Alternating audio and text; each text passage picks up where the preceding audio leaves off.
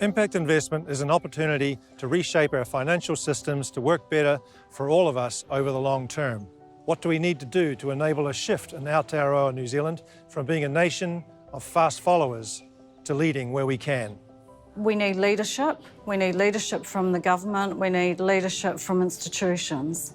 In this sector, there has been very poor levels of evaluation, measuring impact, that we build capability and understanding around the measurement of impact. So how will we know that all these things are making a difference? And that's got to have a long-term approach. You know, the thing about New Zealand from a global perspective is that it's stable politically.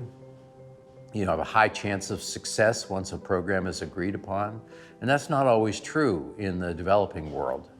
Those areas desperately need those dollars, and we need to really be focused on how to get carbon finance to places like Indonesia and Africa. But as we pioneer new ideas, New Zealand is a great testing ground because this is a country that's open to new ideas, and you know that there's rule of law and transparency in trying to execute those ideas. In one sense, impact investing is not different to other forms of investment.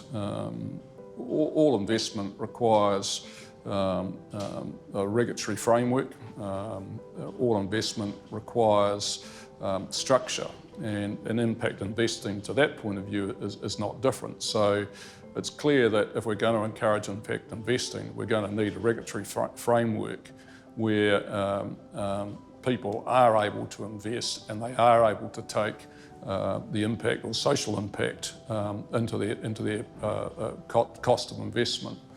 And that will require different thinking from the government. Government is hugely important because all the markets for environmental services that we're talking about are dependent on policy.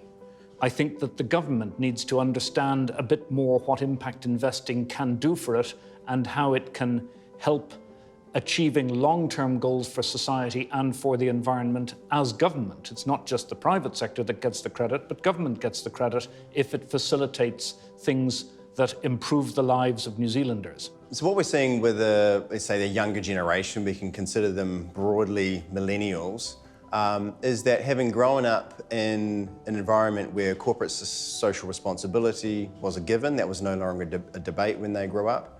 The idea that businesses needed to concern themselves with more than just their bottom line was a given. They've found that they've grown up in an environment where they can see wealth, but they can also see social and environmental issues which they find abhorrent, let's say.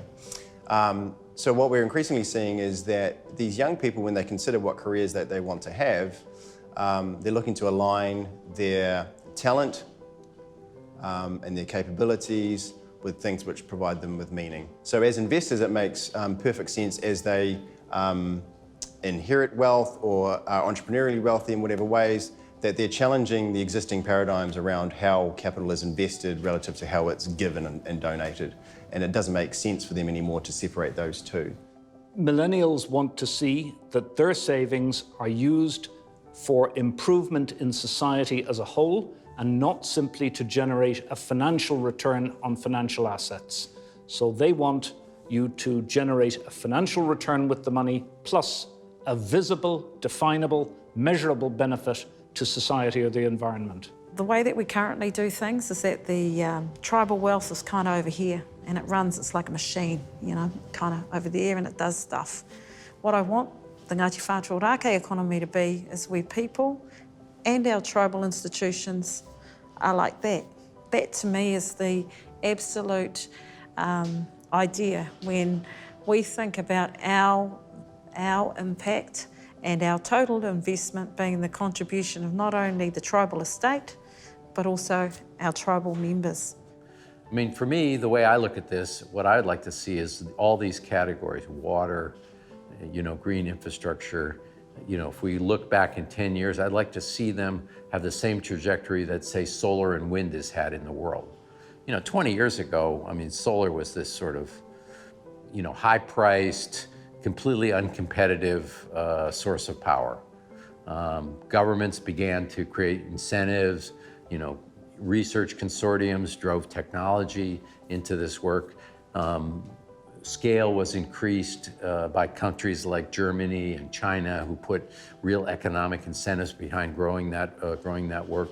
Bingo, now 20 years later, we've cut the price of solar by tenfold, and it's cheaper than coal and most fossil fuels. So, wow, that's an incredible success story. So my sense is that there are still very few organisations who are ready for investment, because you've got to change the culture and thinking within the recipients of investment as well.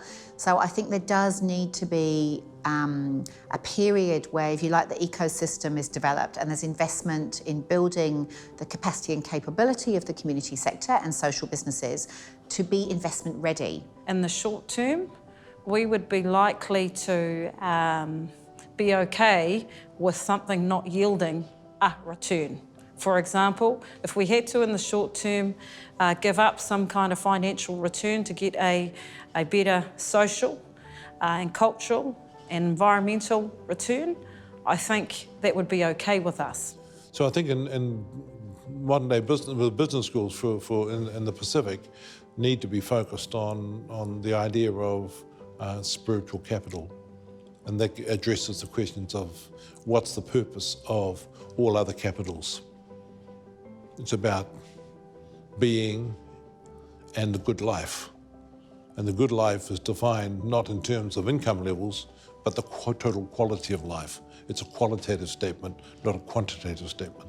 If we think about what the end game of the impact investment movement is, we believe that it's an economy, or at least a financial system, which more closely aligns with what humans actually want it to be, delivering the outcomes that we expect of our systems.